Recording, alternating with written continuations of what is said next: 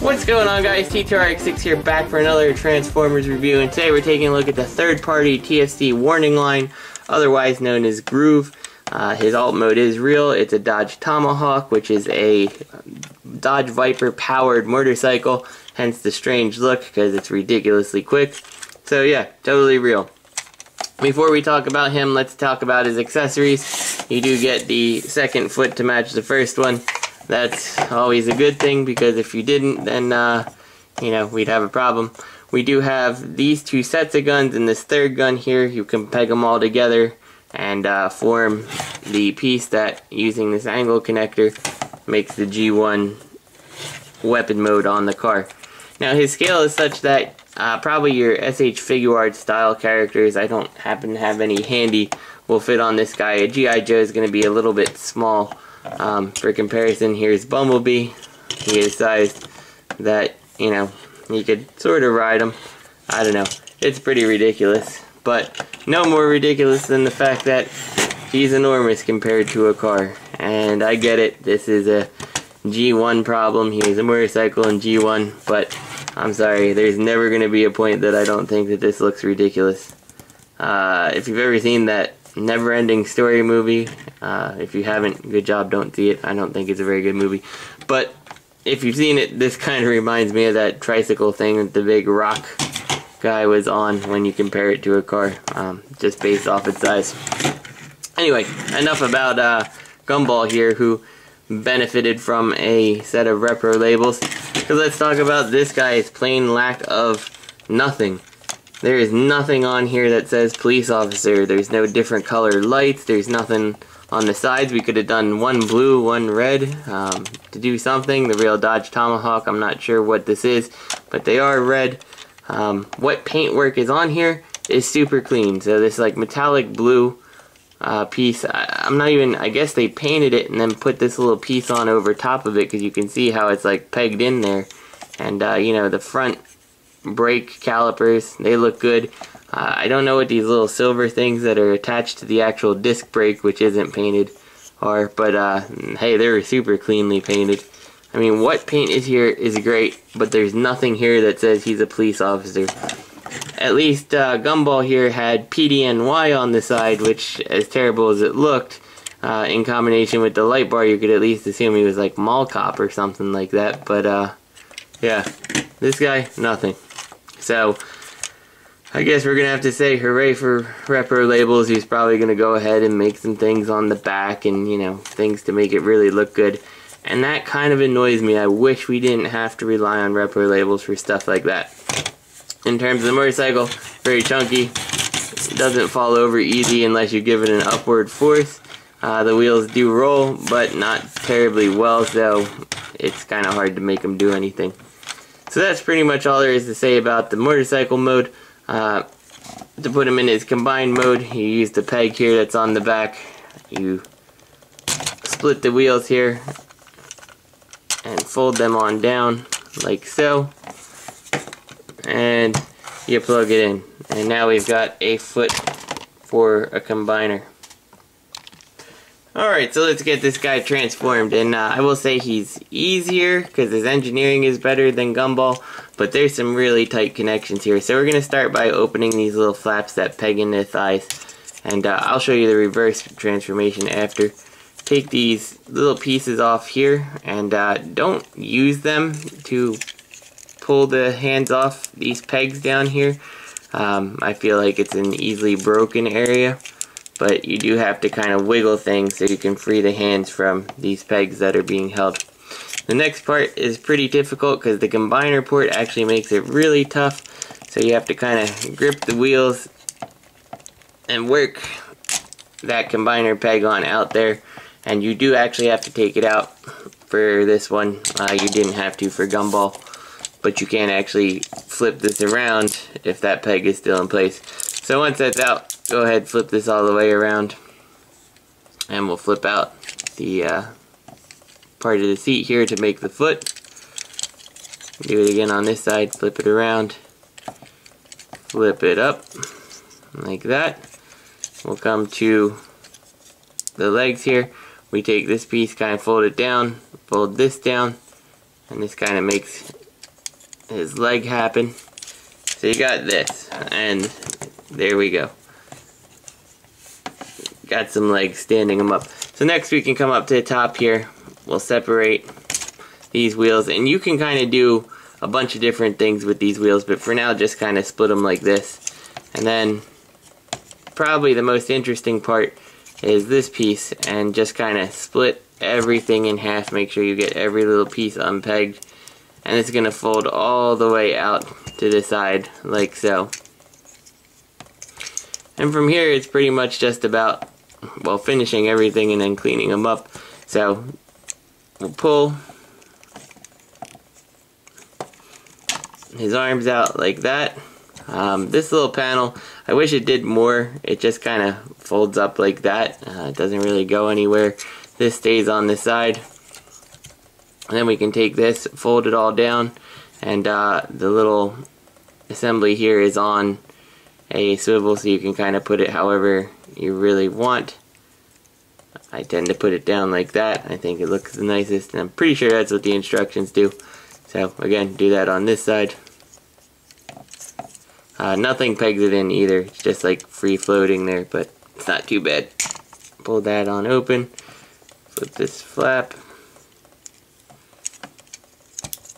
And then, this is why we had to have this all situated. You're going to rotate this piece up like that. So you end up having these little gray pieces at the bottom here.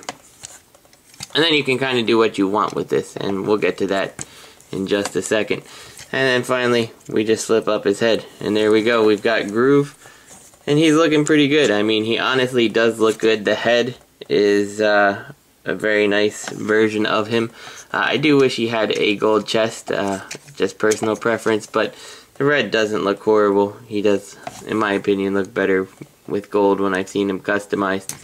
And yeah, he's a pretty beefy bot. This part here doesn't do much for me. I think maybe if this inner panel were red, so it kind of expanded out his chest, he might look a little better, but I don't know. With respect to the stuff on his back, so this is on a swivel, so you can actually swivel it towards the top here if you want it at the sides. You can flip them down, whatever you really want to do. I guess you could kind of put him up if you didn't mind his body looking really weird. But for me, I usually just take them, and once they're done, just kind of clip them together behind his back. I think it's the most elegant solution, personally. So that's my choice in the aesthetic. So let's talk his articulation here a little. And his head is on a swivel. I don't think it's a ball joint just because I can't get any up and down. And you do get the up and down from this joint, which I do wish they hit a little bit better. Shoulders, pretty articulated actually. Not only do you have the transformation joint, but you do have a smaller joint at the end. And unlike his predecessor, he can rotate his shoulder all the way up without hitting himself in the head. A nice swivel there. You do have the bicep swivel and elbow joint, which has pretty good range of motion. Hands, the only thing they do is rotate in here. They don't even like tuck away for transformation. That's just to, you know, angle things a little bit. The waist joint, of course, you can see right there he does have your universal jointed and ratcheted waist. Down to the knee, fairly standard knee, a knee swivel, and then as you come down to the leg, because of how this red piece works, you do get quite a bit of motion out of the foot there, rotational movement out of it too, and this little piece actually does allow, you can see, a little bit of swivel of the foot. So plenty of articulation on this guy to get him doing some interesting things. So here you can see I've given him all his weapons, kind of given him something interesting to do with them. This is what the box really shows, so I can't take credit for it. But yeah, I do like that, and we'll bring in his other Protectobot mate here, and they do look pretty good together. I really can't wait for repro labels on this guy though. So let's go ahead and get this guy back to his motorcycle mode. Again, we'll start by taking this off, rotating that around, and we can clip this back together again. Next thing we'll do, we'll get to the arms here, compress these guys on in. Unlike my Streetwise, I don't have any problems with that, so kind of leave that like this, leave the flap up, fix that, compress it on in, close this on up. Notably, the Streetwise I have is actually the second Streetwise, since the first one got replaced due to the combiner peg, or the combiner foot being messed up. And yeah, he has the same problem that the first one had, where sometimes I can get the piece of the arm to collapse and other times I can't. But anyway, enough talking about him. So there we go, we folded everything all up and together, just kind of squished it all together. Coming to the feet here, you're going to take these red pieces and make sure that you clear the white piece as you're bending it around, and just kind of fold it on up like that. Then these will flip to the other side here, like so, giving you the pegs for the hands to peg into. We'll take these, close them on up, rotate them as far forward as you can, like that. And just take all this stuff, and if you want, you can put the combiner peg back in here now at this point, and just kind of squeeze it.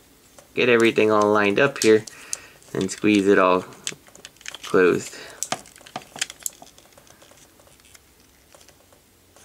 which is sometimes easier said than done. There we go.